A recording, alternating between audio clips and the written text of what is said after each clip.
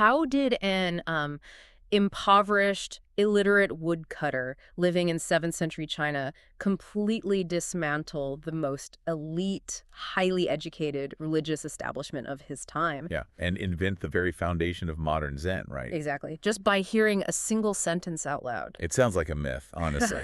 But it's actually the historical starting point for one of the most profound shifts in human consciousness. Wow. Yeah, we're talking about a fundamental rewiring of how we perceive our own minds. Okay, let's unpack this. Welcome to this deep dive. Today, we are immersing ourselves in the Platform Sutra of the 6th patriarch. Such an incredible text. It really is. And we have a stack of sources here. Historical texts, translated sutras, philosophical commentaries on Shan, or as it's known in the West, Zen Buddhism. Right. But our mission for this session is very specific. We are going to bypass the academic noise, the historical debates, and the sectarian criticism. Leave all that at the door. Exactly. Our intention is to establish a space that is serene, unhurried, and deeply grounded. We want to bypass the intellect and look directly at the mechanics of this philosophy. To really see how you, the listener, can apply this spacious, unobstructed clarity to the relentless demands of your own life. Because life is relentless. It absolutely is. And that requires us to look past the mythology and examine the actual mechanism of awakening that this 7th century woodcutter, a man named Hui-neng, introduced. Right, Hui-neng. Yeah, so born in 638 CE in southern China, Hui-neng was not a monk. He was a laborer, supporting his widowed mother by gathering and selling firewood. Just a regular guy trying to survive. Exactly. And the catalyst for this entire philosophy happens on just a routine workday. He is delivering firewood to a shop, and he simply overhears someone reciting a text called the Diamond Sutra. He just hears the words. He doesn't retreat to a cave for a decade. He doesn't engage in rigorous academic study. Nope, none of that. The texts tell us he experiences a spontaneous, fundamental shift in his reality right there in the street. The sheer audacity of that moment is what sets the stage for everything that follows. This illiterate laborer travels to the monastery of the 5th patriarch of Chan, a revered master named Hongren. Which is like the epicenter of elite Buddhist practice at the time. Exactly. And when Hui-neng arrives, Hongren tests him. He essentially calls him an uncouth barbarian from the south. Wait, really? Just insults him? Yeah, he challenges how someone so unrefined could possibly attain Buddhahood. But Hui-neng's response immediately dismantles that entire hierarchical structure of the monastery. It's brilliant. He says that while people may physically come from the north or the south, the Buddha nature has no north or south. We really need to define Buddha nature here because it is the absolute linchpin of the Platform Sutra. Yeah, let's clarify that. So it isn't a deity.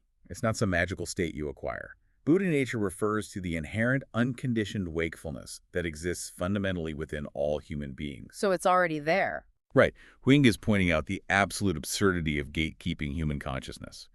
He is saying, your mind and my mind share the exact same boundless architecture. Yet, despite that flash of brilliance, the establishment doesn't exactly welcome him with open arms, do they? Oh, not at all. They send him to the backyard. You're right. He spends months in complete obscurity, literally splitting wood and pounding rice. Yeah. He is physically grueling his body while the elite monks are, studying sutras in the grand halls. Which perfectly sets up the most famous confrontation in Zen history, the poetry contest. Yes, the contest. So the aging 5th patriarch realizes he needs to name a successor, the 6th patriarch. Right. He announces that whoever can compose a verse demonstrating a true mechanistic understanding of the mind will receive the robe of transmission. And naturally, everyone expects the head monk, Shengxiu, to win. Of course, Shengxiu is highly educated, deeply disciplined. He's the scholar. So in the middle of the night, Shengxiu writes his poem on a corridor wall. And this poem becomes the ultimate representation of the gradual path. The verse reads, and I'll quote it here, "The body is the Bodhi tree, the mind as a standing mirror. Effortlessly wipe it clean and let no dust collect." Let's pause and define the terms there. Yeah, so the Bodhi tree refers to the historical tree under which the Buddha sat when he attained enlightenment. Right. Shengxiu is using it as a metaphor for the physical body acting as the anchor for spiritual practice. And the standing mirror is the mind constantly reflecting the world around us. Exactly. So Shengxiu's instruction is to diligently wipe away the dust, the greed, the anger, the ignorance, so the mirror remains perfectly reflective. Okay, I want to challenge this on behalf of anyone listening right now. Go for it. Because Shang Xiu's poem sounds like the bedrock of literally all modern self-improvement. It makes perfect logical sense. It does. Right. If I want to learn a new language, I study incrementally every day. If I want to be a healthier person, I go to the gym, I go to therapy, I constantly monitor my bad habits. It's a daily grind. Yeah, we are taught that growth requires constant, vigilant polishing. So why isn't wiping the dust off our mental mirror a good thing? Well, the gradual path is noble and, it creates very disciplined individuals. But look at the underlying psychological mechanism of Shen Xiu's approach. Okay. By treating the mind as a mirror that collects dust, he is objectifying the mind. He is turning consciousness into a thing, a fundamentally flawed, fragile object that requires exhausting, relentless maintenance just to be acceptable. So you are forever locked in a war against your own nature. Exactly. You are creating an inherent division. There's the me doing the polishing and the mind being polished. Right. It implies we are broken by default. Wow. Yeah, that's heavy. That is the trap of the gradual path. So Hui-neng, down in the rice-pounding shed, he hears a novice monk reciting Shang Xiu's poem. He recognizes instantly that Shang Xiu is still trapped in dualism. Immediately. So Hui-neng, who cannot write, remember, asks someone to write his own verse on the wall next to it. And Hui-neng's response is basically a philosophical earthquake. It really is. He dictates, Bodhi has no tree, the mirror has no stand. Originally, there is not a single thing what dust can cling. Originally, there is not a single thing. That is terrifying, in a way. I mean, It doesn't just offer a different technique, it obliterates the entire premise of the exercise. Yeah, it demands a massive cognitive leap. Hui-neng is pointing to the radical void. When he says there is no tree and no mirror, he is stating that the self you are so desperately trying to fix, polish, and optimize does not actually exist as a rigid, solid entity. There is no physical mirror to get dirty. None. Your true nature is already vast, empty, and luminous. The psychological weight of that is just staggering. If we apply that to you, the listener, right now, think about the sheer amount of mental energy you burn every single day policing your own thoughts. Oh, it's exhausting. We build entire identities around our perceived flaws, our dust. We think, I am an anxious person, therefore I must perform these 10 daily habits to manage my anxiety. Right. And Hui-neng is asking us to drop the heavy, exhausting delusion that we need to be fixed in the first place. That realization is the essence of sudden awakening. You don't build enlightenment piece by piece. You simply drop the illusion of the dust. You awaken to the perfection that is already operating within you. But this forces us into a very sharp, practical dilemma. How so? Well, if I accept this radical void, Yeah. if there is no mirror, no dust, and my inherent nature is already perfectly clear, how do I actually function in society?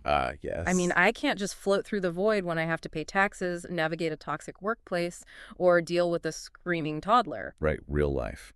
How does this serene realization translate into mechanical, everyday reality? That is exactly where the Platform Sutra shifts from abstract poetry into a highly technical manual for living. Oh, interesting. Yeah. Hui-neng doesn't leave his students paralyzed in emptiness. He outlines 3 interrelated doctrines, or pillars, for moving through a chaotic world. And those are? No thought, non-form, and non-abiding. Okay, let's pull the mechanics of these apart, starting with no thought, or wunyan. I need to be very precise here, because no thought sounds like a directive to lobotomize yourself. It does sound like that, yeah. Because if the goal is to sit around with a blank screen in my head, disconnected from reality, that is deeply unappealing to me. And Hui-neng was fiercely critical of that exact interpretation. He explicitly warned his students that trying to suppress the natural arising of thoughts is unnatural and destructive. Okay, good. He actually compared a mind devoid of thought to an inanimate object, like a block of wood or a stone. The brain secretes thoughts just like the stomach secretes acid. It's just a biological function. So what is the actual mechanism of no thought if we are still thinking? It is the practice of decoupling the initial thought from the sprawling narrative we usually attach to it. Decoupling the narrative. Right. No thought means having thoughts without getting entangled in them. Let's look at a concrete example. Yeah, give me an example. Imagine you receive a passive-aggressive email from a colleague. The initial thought is a flush of anger or defensiveness. That is totally natural. Sure. The entanglement begins when you start writing a novel about that anger in your head. You know, they always disrespect me, my boss never steps in, maybe I should quit. You take a single spark and you build an entire architecture of resentment around it. Exactly. You invite the thought in, offered a chair, and let it take over your house. The mechanism of no thought is observing the initial spark of anger, acknowledging it fully, but refusing to build the architecture. So the thought arises and the thought passes. Leaving no sticky residue, you remain undefiled by the objects of your own mind. That reframing is incredibly liberating. It means I don't have to feel guilty for feeling angry. I just have to master the skill of not compounding the anger. Precisely. Which seamlessly connects to the second pillar, non-form, or wuk-yang. The text described this as separating from form while in the midst of form. Right. Consider the sensory overload of modern life. We are constantly bombarded by forms, physical objects, sounds, social media metrics, societal expectations. Let's try to visualize how non-form works. Imagine you are walking through the most densely packed, chaotic intersection in a major city. Okay. Horns blaring, neon lights flashing, hundreds of people rushing past. Practicing non-form isn't putting in noise-canceling headphones and squeezing your eyes shut to pretend the city doesn't exist. No, definitely not. It is keeping your eyes wide open, navigating the crowd perfectly, hearing every single horn, but not allowing the chaos of the city to trigger an internal state of panic. That captures the mechanism perfectly. Yeah. You're interacting with the forms, but you are not mistaking those forms for absolute reality. Right. You don't let the external environment dictate your internal weather. Think about when you stub your toe. The form is the sharp physical sensation of pain. Which hurts. It hurts. But non-form is experiencing that sensation purely, without attaching the ego-driven narrative of, I am suffering, today is ruined, why does this always happen to me? So you decouple the physical reality from the emotional reaction. Yes. You engage with the world completely, but you are never held hostage by it. Which sets up the final foundational pillar, non-abiding, or wuzu. Yes, the flow. If no thought manages our internal narratives, and non-form manages external stimuli, non-abiding seems to manage the flow of time itself. Exactly. If we connect this to the bigger picture, non-abiding addresses the dynamic, unceasing nature of human consciousness. Hui-neng teaches that the mind is meant to flow like water. Flow like water. Yeah, the moment we dwell or abide on any single point in time, like a past regret, a present pleasure, or a future anxiety, we freeze the water. It just stops. Right. The text specifically warns that if you let one instant of thought cling, subsequent thoughts will cling, and suddenly you are in bondage. Let's ground this in a high-stakes scenario. Imagine you have to deliver a crucial presentation at work. If your mind is abiding, where is it stuck? An abiding mind is completely paralyzed by the future. It is stuck on the outcome. What if the clients hate it? What if I lose the account? Will my colleagues judge me? You are clinging to a reality that hasn't even happened yet. Exactly, which drains all your energy from the present moment. So how does a non-abiding mind handle that exact same presentation? With total, frictionless engagement. You prepare meticulously, you step up to the podium, and you deliver the information to the absolute best of your ability. You're fully there. You give yourself over completely to the action of speaking in that exact second. But the moment the presentation is over, you drop it. You don't agonize over the audience's reaction. No. You don't replay your stumbles on the drive home. You poured the water flowed, and now you move to the next moment without dragging the past along with you. You function fluently without hindrance. It's remarkable how practical these three pillars are. I mean, no thought cuts the internal narrative. Non-form neutralizes the external chaos. Non-abiding keeps us moving fluidly through time. It's a complete system. But this reveals a fascinating tension in the Zen tradition. Oh, what's that? Well, if the goal is to flow dynamically through our daily responsibilities, doing the dishes, giving presentations, walking through cities, why is there such an immense focus on seated meditation? Zen. Right. If I am practicing non-abiding while checking my email, do I still need to sit facing a wall on a cushion? That tension is exactly what Hui-neng sought to resolve. He fundamentally redefined the mechanics of Zhuox, which is seated meditation. Okay. Prior to his teachings, and particularly within Shengxi's northern school, sitting was often treated as an endurance sport. Like a physical trial. Yeah, monks would sit completely immobilized, trying to forcibly arrest their thoughts and wrestle their minds into a state of artificial purity. They were using the physical body as a cage to trap the mind into submission. Precisely. And Hui-neng viewed that physical freezing as just another form of profound bondage. He stripped away the physical dogma and redefined the terms conceptually. He stated that sitting does not mean physical immobility. It means maintaining a mind that is not agitated by the external realms. And meditation means seeing the deep motionlessness of your own original nature internally. So under Hui-neng's definition, you can be in a state of profound seated meditation while physically walking onto a subway car. Exactly. The posture isn't the meditation. The unobstructed awareness is the meditation. Now, the formal posture on the cushion remains an incredibly valuable laboratory. It removes variables so you can study the mechanics of your own mind more clearly. Right, fewer distractions. But the mistake is believing that the magic is in the cushion. Hui-neng introduces a brilliant analogy in the Platform Sutra to destroy the idea that meditation is a transactional tool we use to acquire something else. A transactional tool. Yeah, he talks about the relationship between meditation, which is dhyana, and wisdom, which is prajna. Well, we usually view those as a sequence, right? Mhm. Step 1, I endure 10,000 hours of meditation. Step 2, I am rewarded with the prize of wisdom.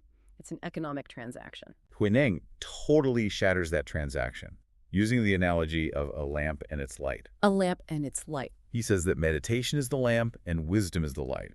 The lamp is the physical substance of the light. The light is the active function of the lamp. So they're not sequential. Not at all. You do not have a dark lamp that suddenly earns light after 5 years. Wherever there is a lamp, there is light. Wherever there is light, it emanates from a lamp. In their fundamental essence, they are non-dual. They are exactly the same thing. Here's where it gets really interesting. Let's map this out to make it visceral. Think about a master musician playing a piano concerto. Okay. When they strike the keys, they aren't playing the notes as fast as possible just to reach the final rest at the end of the sheet music. The goal of the music isn't to get it over with. If that were true, the best musicians would just play one incredibly fast, loud chord and walk off stage. Exactly. The playing of the music is the joy. The execution of the technique is the expression of the art. That's a beautiful way to put it. When we apply that to Hui-neng's lamp and light, it means you don't meditate in order to hoard wisdom for a later date. The act of sitting in unattached, non-abiding awareness is the active manifestation of wisdom in the world. The practice itself is the destination. Yes. That realization strips away all our spiritual ambition. Meditation is the substance. Wisdom is the function. It is a state of being you inhabit right now, not a staircase you climb to get somewhere better. Right. And because of this, the Chan tradition demands an incredibly radical level of authenticity. The texts are viciously critical of something called empty recitation. Meaning people who memorize the sutras, who can debate the philosophy intellectually, but whose actual lives remain a chaotic mess of attachments. The tradition calls them doctrinalists. If you can perfectly articulate the concept of the void, but you lose your temper the moment someone cuts you off in traffic, your intellectual understanding is entirely useless. It is just more dust on the mirror. Exactly. The Platform Sutra poetically demands unity of speech, mind, and action, stating, "Only believe that the Buddha is without words, and lotus blooms will issue from your mouth." If you are merely talking about Zen, you are missing the mechanism entirely. Completely. The sudden awakening that Hui-neng teaches isn't a philosophical loophole to avoid the messy realities of life. It is a terrifying, beautiful responsibility to live with complete integrity, decoupling your inherent clarity from your ego's endless demands in every single fraction of a second. We have traveled a remarkable distance in this discussion. We really have. We began with a profound disruption, the realization that the mind is not a dirty mirror requiring endless polishing. We confronted the reality of the void, where not a single thing inherently exists. And rather than getting lost in that void, we found the precise tools to navigate reality: no thought, breaking the chain of internal narrative, Right. non-form, moving through the sensory world without being consumed by it, You know, non-abiding, allowing consciousness to flow like water without freezing on the past or the future. culminating in the realization of the lamp and the light. The understanding that our daily practice of unattached awareness is the very wisdom we seek, manifesting in the present tense. For you listening, our aim was to ensure this deep dive didn't just add more academic trivia to your mental hard drive. That would be a failure. Absolutely. The intention is to offer you a tangible pathway to experience your own reality directly. To realize that the heavy, exhausting burden of constant self-criticism, the endless project of fixing yourself, is based on an illusion. It is. The clarity you are striving for is already the fundamental architecture of your mind. As we conclude, I want to offer a final mechanism for reflection. It is an image drawn from the record of Poshan, another profound text within this lineage. Okay, what is it? Poshan asks us to examine our relationship with time by imagining time as the 15th day of the month. The 15th day. Yeah, consider the past 15th day. Yeah. It is entirely extinguished. The opportunity to alter it, to speak of it, to live within its parameters, that has evaporated completely. It's just gone. Gone. Now project your mind to the future 15th day. It does not possess reality yet. It's a phantom, too far away to grasp, predict, or control. Right. Therefore, logically and experientially, there is only this present 15th day, and it's passing by with terrifying speed, as swiftly as a flash of lightning across the sky. A flash of lightning. The existential question is this: knowing you cannot hold the lightning, how will you choose to abide in this exact fleeting fraction of a second without clinging to it? How will you choose to abide in this exact fleeting moment? That is the space we leave you in. Thank you for joining us on this deep dive. We hope you take this mechanics of spaciousness, this serene clarity, and let it flow without friction into the rest of your day.